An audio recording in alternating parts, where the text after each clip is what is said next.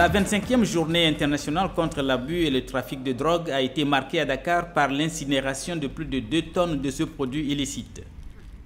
Derrière ces quantités, il faut voir que le flux de trafic, que ce soit de chanvre indien ou de cocaïne ou d'héroïne qui nous proviennent de l'étranger, ce flux a nettement reculé en raison donc de l'application effective des peines prévues par le Code des drogues, ces peines qui vont de 10 ans à 20 ans.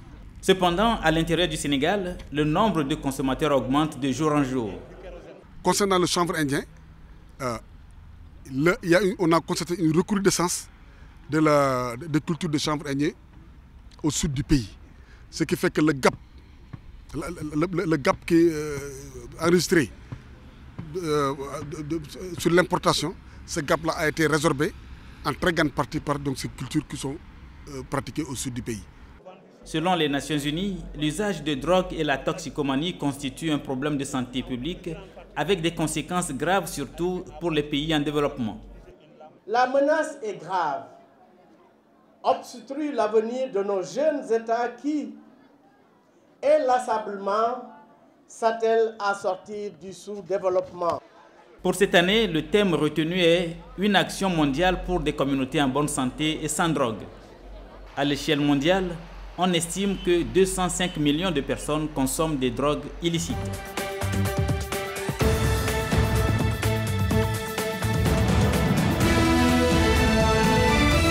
Ce sont des élèves pas comme les autres.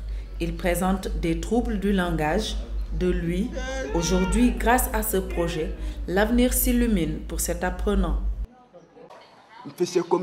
Franchement, ça m'a aidé à bien faire les calculs, les croquis de l'œil, de sa morphologie, les maladies et beaucoup d'autres connaissances.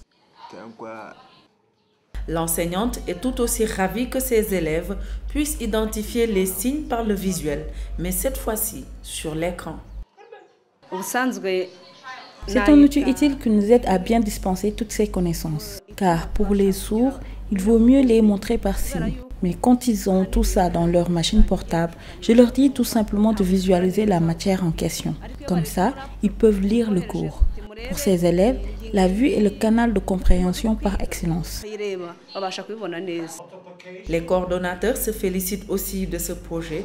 Le gouvernement et ses partenaires comptent ainsi aider ces enfants à mieux s'intégrer dans le processus scolaire et plus tard, une meilleure intégration dans la société.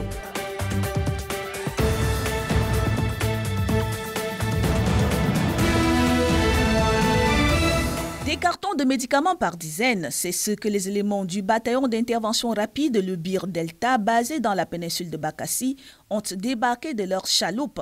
Cette force d'élite camerounaise est venue dans ces villages pour une campagne de santé.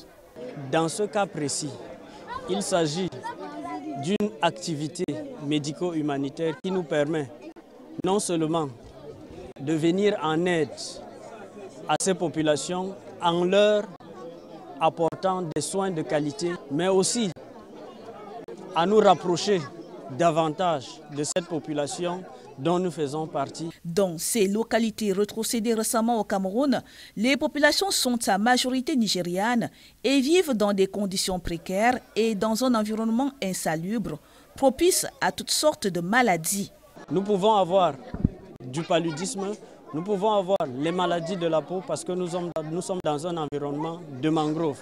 Nous pouvons également avoir des MST, SIDA, parce que c'est une population qui n'est pas du tout sensibilisée sur les maladies sexuellement transmissibles. Nous pouvons également avoir le choléra. Les consultations sanitaires et la distribution des médicaments ont été faites gratuitement. Le BIR voulant jouer à fond sa partition pour l'intégration de ces populations à la communauté camerounaise. Une action saluée par les bénéficiaires. Je voudrais tout d'abord remercier Dieu pour cette campagne. Depuis que nous sommes ici, nous n'avons pas encore vu ce type de campagne. C'est la première fois que nous bénéficions de ce type d'attention de la part du gouvernement.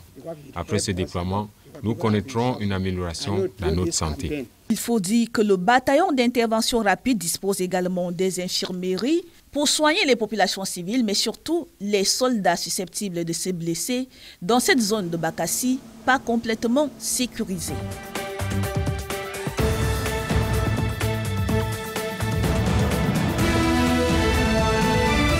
Le Kino, un rassemblement d'artistes québécois de la vidéo et du cinéma, est actuellement à Bujumbura pour donner la chance aux jeunes et aux moins jeunes de faire des films gratuitement.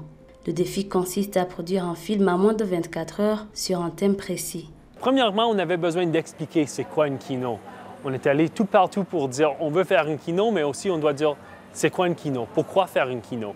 Et une des raisons qu'on voulait le faire, c'est de donner la chance à tout le monde dans le milieu ici à Bujumbura d'essayer des choses différentes qu'ils ne sont pas habitués à faire. Après la projection de la première session, beaucoup de jeunes se sont fait inscrire pour réaliser leur propre film. Une tâche pas facile pour les organisateurs, étant donné la difficulté de rassembler les matériels nécessaires à la production. Le problème qu'on rencontre, c'est le problème de matériel, souvent et les techniciens. Vous savez que le kino s'est constitué d'un labo. Et pour avoir ces matériels-là, ça n'a pas été une chose facile. Le kino constitue également un cadre d'échange entre les réalisateurs et les acteurs, afin qu'ils apprennent à mieux se connaître et à préparer leurs projets.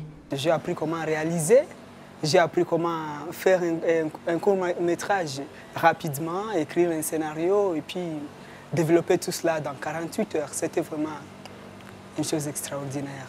À noter que c'est la première fois que le kino se déroulait dans un pays de l'Afrique de l'Est.